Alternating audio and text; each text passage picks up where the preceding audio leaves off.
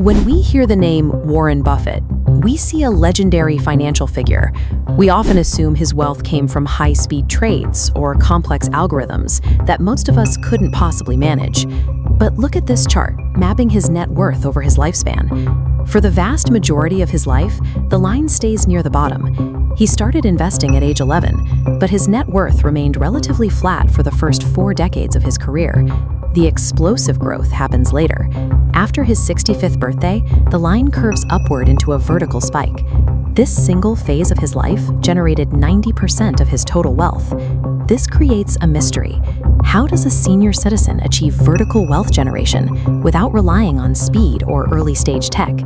His advantage lies in the mathematical force of compounding. To see how his strategy works, we have to look at wealth as something heavy, rolling down a very long hill. The first step to this compounding engine is acquiring a high-quality business. This requires focusing on the true underlying worth of a company and ignoring the daily fluctuations of its stock price. Buffett looks for intrinsic value, the real-world cash a business will reliably generate over its entire lifetime. Think of this value as the dense, heavy core of your snowball. It provides the substance that allows the investment to grow.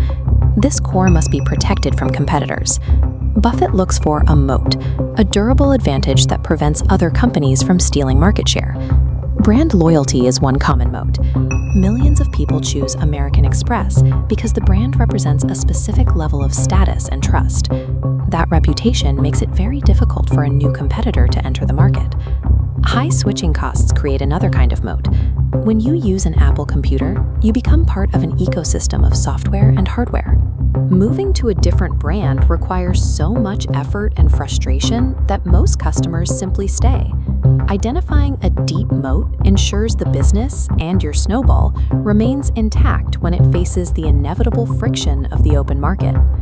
Even a high-quality business is a poor investment if you pay too much for it. Buffett follows a rule called the margin of safety.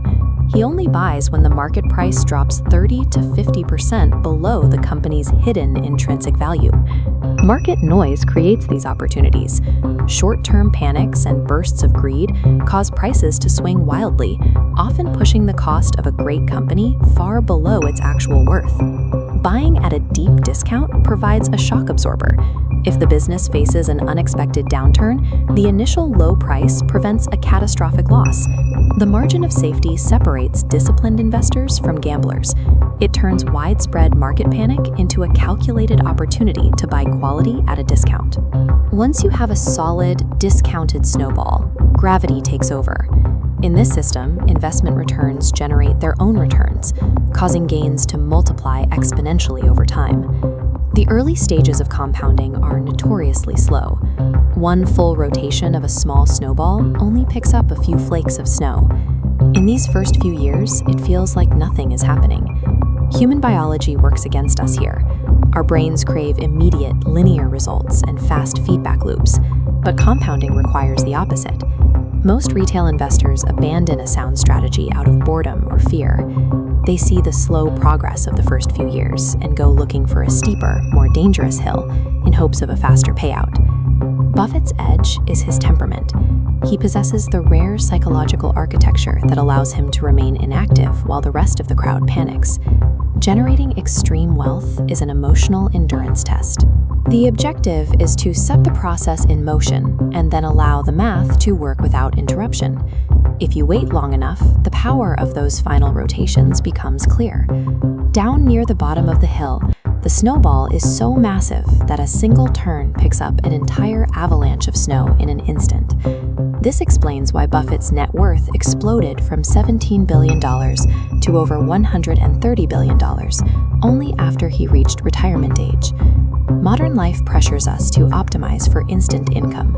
However, the path to financial freedom relies on trusting the power of time. This compounding engine is accessible to anyone willing to find a solid core, ignore the noise, and step up to a very long hill.